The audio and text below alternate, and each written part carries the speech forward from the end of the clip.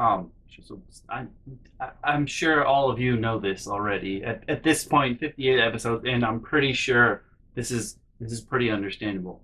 But I once bore witness as an illustration to her not being able to understand, basic human interaction and situations that are seemingly simple to everyone else. This one time, I bore witness to her becoming exceptionally furious at her husband. Okay, so to preface this, her husband was away on a work trip for like a month. Actually, it was more than a month. They sent him up to Boston to do stuff. And while he was there, the company was paying for his hotel room and his food because he has to go up there. And my sister Banshee became, obviously it's going to be Banshee in this case. When you figure out what happened, you're gonna be like, okay, I know which sister this was. She became exceptionally furious with him while speaking on the phone because he wasn't spending enough of the company's dollar on food. Now, one thing you have to know about my brother, the Banshee's husband, is that this man can eat. I have, like, the Banshee, when she eats, it's a and she sucks it up into her face like the blood demon from Adventure Time sucks out souls. And like she doesn't chew, she doesn't swallow, and it's gone. But her husband, he can out eat. He could be in eating contests. Like he's that good at it, and it doesn't matter what it is. He'll still shovel it into his face. Like one of his meals is to just take all the cans of random food and dump them in a platter, and then he eats it, and everyone else will be like, "Oh, oh God," and he'll just be like, whatever. And so for him to say he's full, he's obviously actually full, and there's a lot of food. My sister became furious with him on the phone. She was, "You are not buying enough food." And he goes, "I'm full. The entire fridge here is full of leftovers. Where would you like me to put the food? Do you want me to put the food like on the couch or like on the desk? What? There's no room for the food here." And my sister just gets more and more angry. Oh, spend more of their money. Fuck them the way they fuck you. Ah! When someone meets my family, they inevitably ask, "How are you, you?" Why is that, you ask? Have I got a story for you? Y'all ever heard of the Pain Olympics? It's this thing you do where you discount other people's pain by saying that you've had it worse. And it's just a fight nobody needs to be in. You can't tell other people that they're not having a bad time because you had it worse. Especially when you actually have it, then there's no point in it. Like, you can tell them that other people out there have in fact had it worse. Yes, but that does not discount that they have it bad. You can't just take that away. It's not like, oh, because I've never been shot in the head, I've never been injured before. That's not fair to the people. Like, only one person on the entire planet could be injured. Pain Olympics, don't do this to other people. Don't enter the Pain Olympics. Just don't. Just learn to be a human. And like I said in, I think, the last video, I just had a fight with the favorite child because she likes to tell people what their problems are. And if that's not your problem, and you try to explain this to her, no, it is your problem. But then at the end, she always adds, "And you don't know how hard it was for me growing up." And I'm like, no. Tone it down. Also, if you want to empathize with people, you can't be playing the Pain Olympics with them. Like, that's not, no. Let me teach you how to be a human. Oh wait, I can't because you're already too far gone. I'm sorry. It's not happening at this point in time. Oh, so I've already told you I've had many fights with the favorite child because she insists that I have to let the family in. No.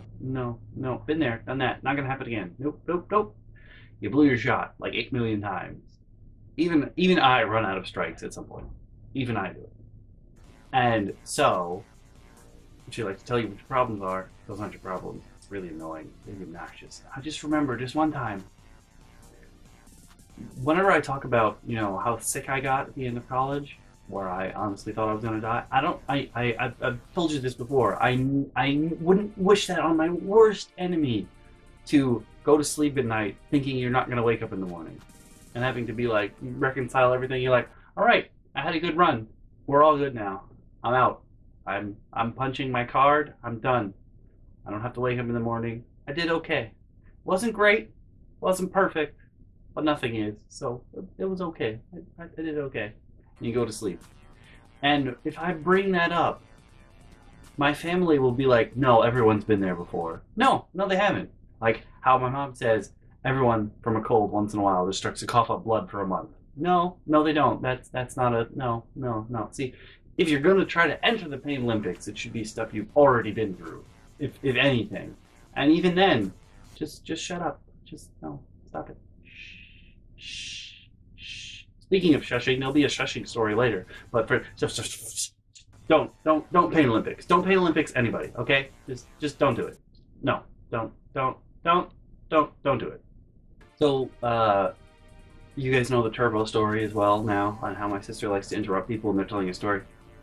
We happened to go to one of my cousin's graduation parties, and while we're there, I start telling people a story, and like every 5 to 10 seconds, my sister interrupts and tries to add something to the story because she has to be the center of attention. This isn't the favorite child. This is the Banshee. You know, she hates silence. She has to be talking. And just even when other people are talking, she has to insert herself into the story so that it becomes about her. And that's not how life works. You can't possibly be the center of attention 24/7.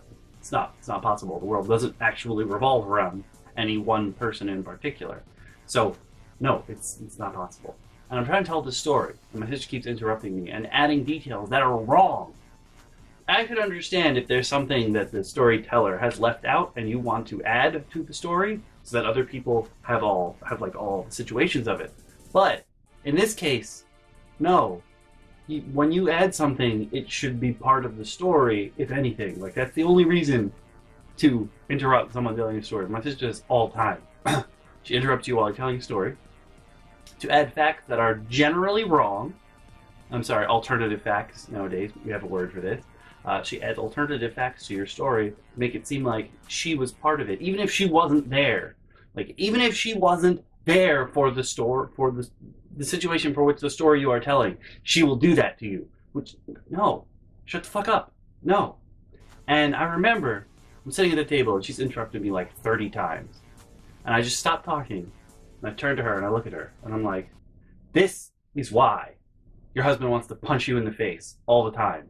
Shut the fuck up. Just shh. And I don't know if you've ever been in a situation where you've had to shush an adult, but for them to have gotten to that point where you have to turn to them and go, shh, that they're an adult, something is wrong there and they need to work on that, because you shouldn't have to shush an adult. They should understand. Like, they should understand how conversation works, how they should be purporting themselves in public. And I'm just like, shh, stop, okay? This is my story. You weren't there. You can't add people you can't add yourself into every story. You can't possibly exist at all places at once unless you are a god or goddess, and it's not happening, okay? I would like to think if you are some amazing omnipotent being that you would actually, be able to function normally in society. What you are is not. No, you are much too flawed for that. And there's no perfect being, so no, it's not happening. You can't be part of it. So just shh. Just shh. Hush. Just hush, child. Hush. But I assure you, as most of you can figure out by now, Favorite Child insists that I paint a very biased picture of my family to other people. And all I can think of is that time, that girl in high school who we like to make fun of with the puppy bunting noises because she's just a terrible person. The time she walked the Valley of the Deer and she was like, but why does Scott tell people bad things about me? Valley of the Deer looks at her and goes, no. He tells people stories and they draw their own conclusions. It's not like I'm telling you that they're awful. I'm just telling you what they do. You guys can draw your own conclusions. Maybe some people think I'm an awful one. I mean, maybe. I don't know. Depends on how you look at it. But generally speaking, in most cases, I think I'm on the side of most people. Generally speaking. And so this one time, my dad and his lady friend came to visit. I think it was for a funeral, actually, so it was a somber occasion, but they ended up staying at the Banshee's house. And as you can guess from my facial expression right now, probably wasn't the best idea on their part. Probably wasn't. My father is known for making terrible jokes, and I probably told you this before, but they're so bad, if anyone tells a terrible joke, we call it a Louis joke because of my dad. They're terrible. And then they're so bad they don't even make you laugh. You're just like, oh, why? And I love puns. Okay, I love puns, but no, Louis jokes are terrible. There are some really terrible Louis jokes out there. And the one time that my dad's lady friend tried to make a Louis joke, my sister was having none of that shit. It was like that time. It was like there's no time where tongues of flame shot out of my mother's eye sockets. But my dad's lady friend made a Louis joke in the car, and my sister was not having any of that shit. I swear to God, tongues of flame shot out of her eye sockets, and she just started screaming. And I can't remember if there were words or not, because most of the time all I can think of now is my sister. We told the rest of the family that story of my sister making eye contact with the guy who was running behind the car when she was trying to drive the fox and her dog away, and her making eye contact and then just screaming, but not words coming out, just ah! Like that kind of thing. I can't remember if it was in the car, but I'm pretty sure there were some words in there at least. And like that was the final straw for my dad's lady friend. And I don't know why it took up until that point to get there, but that was the final straw for her. Now I'm gonna tell you what happened before that to make that the final straw. So before that, we were out together. We had gone to see more relatives it wasn't actually at the funeral, but we had gone to see other relatives at some point. And we're in the parking lot. We're in the parking lot of a Five Below. You guys don't know what that is, or you don't have that there. It's like a dollar store, but everything is not $1. It's really cheap. Kind of like Christmas tree shops, where it's like a store where you can go to and have a bunch of other stores, old merchandise and what have you. And we're in the Five Below. My dad's lady friend obviously is old. And she's like, my legs hurt. Can I go back to the car? And my dad looks at her and goes, no. Because my dad is a butt. My dad is such a butt. No, you're going to have to tough this out. I'm like, what the? And so she does what normally kids do with their parents, where when one parent says no, they go to the other one. So she goes to my sister, because my sister has the keys. She's like, can we just, like, go to the car?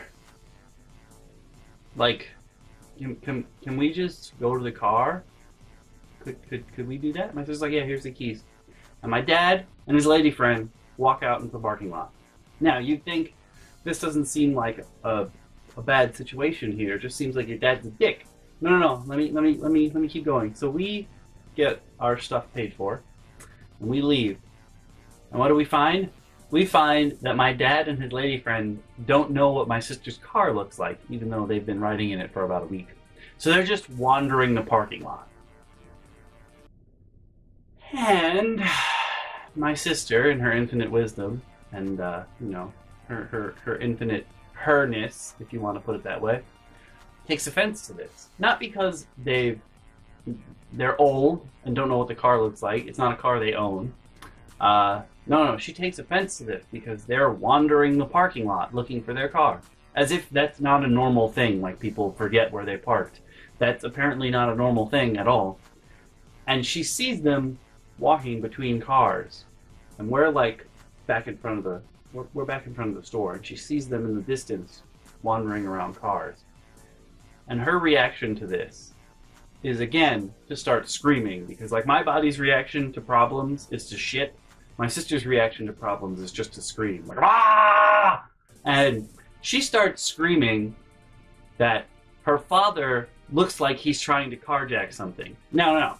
My dad is a fat, bald guy, and he can barely see. He's pretty much just about almost blind. He's got hearing aids on. Is that the typical person you expect to be carjacking a car? No. And he's with an old lady that can barely walk. She didn't have a cane, but she probably should have a cane because she is not very sure-footed at all. And I'm just like, yeah, the old geriatric couple is the one carjacking cars. And it's not like she just screams that. What she screams is the same thing that she screams at her dog when, her dog barks. You are embarrassing me! You're wandering around the parking lot looking like you're trying to steal a car! And again, old geriatric couple. That's no. I don't think of too many old people that steal cars. I mean, my my dad's uncle at one point got into someone else's car because it was the same model and it was parked right next to his, and for some reason his key worked, but he wasn't trying to steal it. Once he sat in the seat and he was like, "This is not my car. We got out of the car. We did not steal it." And that's the only situation I can see old people getting in the wrong car for, or making it seem like they were going to carjack something. Not this old couple walking very slowly through a parking lot trying to figure out where the fuck their car is. It's not the same situation. And as she's screaming, because my sister, when she screams, she becomes very narrow-minded, and she just has that one thing to scream about forever. She's wandering through the parking lot, and another family is standing next to my dad and his lady friend, and they're like, "Whoa." But another family comes around in a car, and my sister's not looking forward, so she walks in between the parking lot lanes, and a car almost hits her. And instead of being like a normal person, where she's like, "Oh shit, I was almost hit by a car," because she's still in screaming mode, and she's staring at my dad and his lady friend, screaming about how they're obviously going to steal a car in this parking lot. She turns to the family minivan that almost hit her, makes eye contact with the driver, and I'm pretty sure at this point you know what's going to happen. She makes eye contact with the driver, and she just goes, "Ah!" and then keeps walking, and the guy in the car is like, "What?" He's visibly shaken. He probably shouldn't be driving anymore, but that's what she does. Screaming, you got her attention, and you unfortunately you're going to take the brunt of it now. Instead of being like, "Oh, I'm about to get hit I'm about to be struck by a vehicle," instead it's just "Ah!" in rage and anger, and she thinks she's normal. So that was situation one while they were there. That wasn't enough to break the straw that broke the camel's back. After that, when we're leaving the parking lot, she's still angry because she's like, "You embarrassed me so much. These people think you were out there trying to steal a car." And my dad and his lady friend are like, "No, I'm pretty sure that's not what they're thinking. They're probably thinking you're insane because you were screaming at us, making it look like we were trying to steal a car, but we're just an old couple trying to, walk around the parking lot. And then you screamed at that dude who almost hit you. Pretty sure they think you're the crazy one." But you don't say that because that would just be more "ah!" You don't need too much "ah!" in your life because it's just too "ah!" You don't. You're good. You don't need any of that. So I don't say anything. But as we're leaving this parking lot, my sister is still furious. She's not really paying attention. And as we're turning out of the parking lot, there's like a little island. And my dad's lady friend makes the mistake of going, "Oh," just as my sister's about to hit the island. And it wasn't like she went around the island. No. My dad's lady friend goes, "Oh," we hit the island. And she goes, "Oh." And my sister, and I'm like, "Oh no."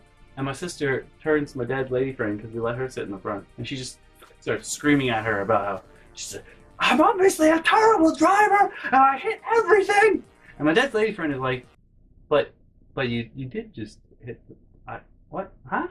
You did. I don't see how this is my fault. And as we're leaving the parking lot, because she's still screaming and not like looking at the road, we almost hit another island, and my dad's lady friend braces herself, and my sister starts fucking unloading on her again, just screaming, "Oh, I'm such a terrible driver, I hit everything, I know." And my dad's lady friend turns back to us in the back seat, and she goes, "I didn't even say anything." And we're like, but you reacted. You have to be like an actor, and you have to just don't say anything, don't react. Everything will set her off. No, we're good. And then, oh my God, after the funeral, there's this terrible, terrible rainstorm. And no, it's a hailstorm. My dad has this friend that he's known since he was like 10, and they grew up together. And this dude he knows like everyone in my family on both sides from that time. He seems like a pretty cool dude, but he also seems like he's not all there anymore. And he keeps calling my sister because someone gave him my sister's phone number while we're driving home, and there's this hailstorm. He calls like 4 or 5 times, and my sister's like, "We can't hear him. You guys are deaf." My dad and my dad's lady friend, like, "You guys are deaf. There's no way he's going to be able to hear us." And he calls like 3 or 4 times. And my sister is checking to see who called while she's driving. It's visibly upset, obviously, because of the funeral and what have you. But my dad's friend knew that he was in town for the funeral, so he called a bunch of times. And when he calls, after like the third or fourth call, my sister picks up and she's like, "He won't be able to hear you. We will call you back later, okay?" And she hangs up. Now, because this guy is not all there anymore, he thinks she hung up because of the storm, like the phone cut out. So he calls back. And I'm like, oh no, you done fucked up now. And he calls back, my sister answers the phone, and she just starts fucking screaming at this guy about how we're all gonna die in this fucking hailstorm, and you won't stop fucking calling me! Blah, blah, blah. And, like, when you get to that point in anger, when you're just mad at everything that happens, taking it out on a person who's not all there anymore and doesn't understand what's going on is probably not going to make you feel any better. So what's the point? You can scream at this guy all you want, but he's probably not going to understand in 5 minutes. I don't know if he has Alzheimer's or something. He's old, yes, but he's definitely, like, when you talk to him and you interact with him in person, you're like, something's missing up there. You gotta, the gears don't turn like they used to. And she just unloads into this guy. And my dad and his lady friend are like, that's just mean. And I'm like, he made the mistake of calling back, I gotta say. Even though, you know, he can't process things like he used to, he made the mistake of calling back. I'm not saying what she did was right or normal, but he made the mistake of calling back. He done fucked up that time. And again, that's not the straw that broke the camel's back. Her screaming at this guy who obviously has no idea what's going on, really.